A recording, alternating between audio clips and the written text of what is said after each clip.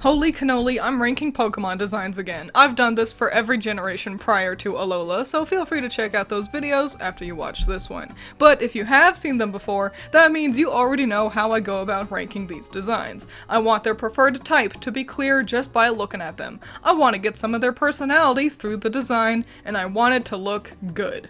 Now, Alola is one of the biggest lists for me here. I'm ranking each Trial Captain, Kahuna, Elite Four member, and Champion, across all 4 games set in this region. So, for example, Mulaney isn't an Elite Four member in Sun and Moon, but he is in the Ultra versions, so he's included. Also, I'm counting Hau and Professor Kukui as the champions for this list, since they're the ones you fight for that title. And final clarifier, it should be obvious, but I'm ranking their main designs for this game. So, Baby version Mina from Let's Go doesn't count, and neither does the Masked Royals look, since that's a totally unique character anyway. And finally, don't forget that this is all just my opinion, and my opinion is law, so you're not allowed to disagree with my ranking. Who's that Pokemon? Number 15, Mulaney. Have you ever taken the time to realize how stupid Mulaney's hair is? It's like he's wearing 3 toupees on top of each other. Not to mention his steel typing is nowhere to be seen here. I get the idea of a tech wizard being steel via association to his computer,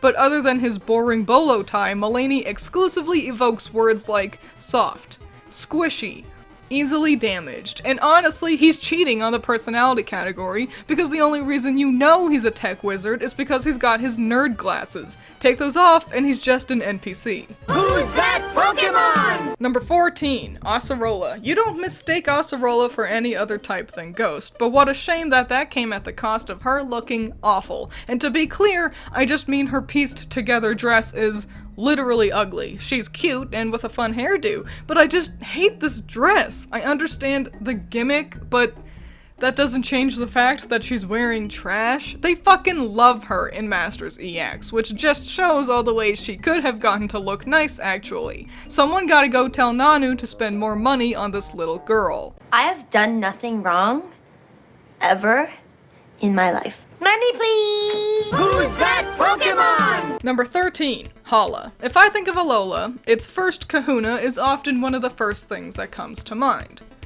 Kind of. I remember the general shape of Hala, I remember the yellow color on him, but the rest of his design is just so basic he becomes a featureless blob in my mind. Hala feels like his design is Hau's grandpa first, fighting type Kahuna second. It's like if any of the in-game moms was a leader, which is nice for the personality category, but leaves him with 0 wow factor. The closest we get to a wow factor is learning that I'm taller than him. Who's that Pokemon? Number 12. Kiawe. I love Kiawe. I love how his skin tone makes the reds in his design pop. I love the slick, fire-designed hair.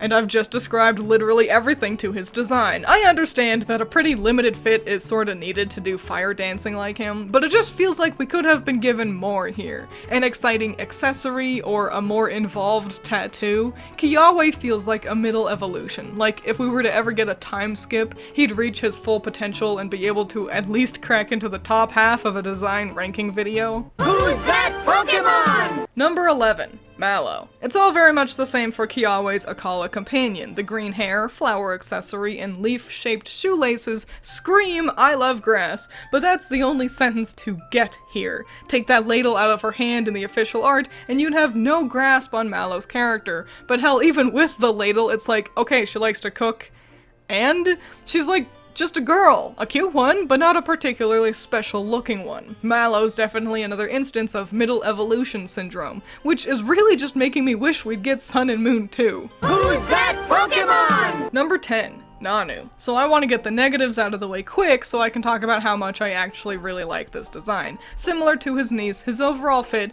is just sorta lame looking, and unless you've got some kind of dark humor, most casual fans probably wouldn't jump to assuming his dark typing. Okay, cool. However, making a cop that doesn't play by the rules a dark type Kahuna is brilliant, and if you pay attention to his color palette, his typing is obvious too. His clothes look lame, but that's the point. He's tired and doesn't care, so he's not wearing the uniform right, and you'd have to physically fight him to get him out of his comfy flip-flops. Nanu runs laps around the personality category, and that's why I like his design so much, despite despite its shortcomings. Who's that Pokemon? Number 9. How. As with all the trainers who don't use one specific type, it makes How kinda hard to rank, but arguably his main Pokemon is his Alolan Raichu, and his poppy yellow and orange elements definitely bring his electric partner to mind. It's all just also very simple. Shapeless, featureless. It's hard to get a read on what How's personality is like beyond generically nice. I can't help but think about Blue when I see How. Blue similarly had a basic, simple design early in the franchise's life. With time, we've seen Blue's design solidify as his personality became fleshed out, and I hope we get to see something similar get to happen to How eventually. Who's that Pokemon? Number 8. Sophocles. I think we can all agree that this is a pretty ugly fit, yeah? Which is kinda to Sophocles' benefit. In a world with lots of children who are gym leaders, Sophocles is one of the few that really still dresses like one, more concerned with being comfy than fashionable. His shoes don't match because he just liked that they looked like Charjabug. His t-shirt design is also such a fun way to show off he's the one who, with Mulaney, made so much of the tech we engage with in-game. And despite the clunk factor of it all, Sophy wears his clear electric type interests on his proverbial sleeves. If his biggest sin is looking like a kid dressed him, then I see no real issue here. Who's that Pokemon? Number 7. Lana. Cracking into the midway point is everyone's favorite weirdo, Alola's resident water captain. This has got to be the most clearly water-coded character I've ever seen. A design that is loaded with trident imagery, blue waves, even her hair is shaped to resemble fishy fins. Her only real folly is, much like the other younger members of the region, it's sort of just basic.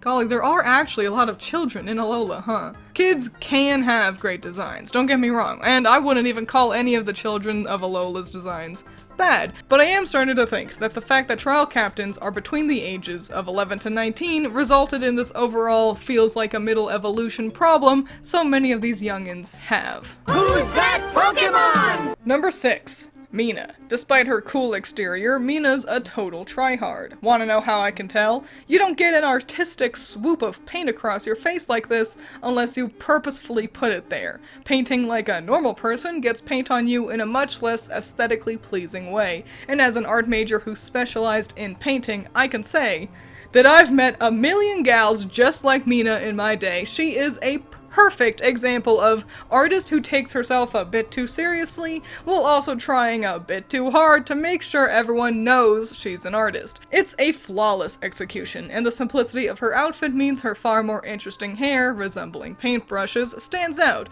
What a shame that the only art-themed Pokemon being Smeargle means Mina is currently trapped, resembling a normal type user despite her artistic pink paint streaks. Who's that Pokemon? Number 5. Hapu. Hapu's a total anomaly. She could easily be 11 years old, or 37 years old, or anything in between. Despite her nebulous age, she at least doesn't suffer from the same issues so many of the younger members of this generation have. She does suffer from not really giving off ground vibes due to all this purple, but she's definitely one of the better dressed ground-type users we've gotten so far.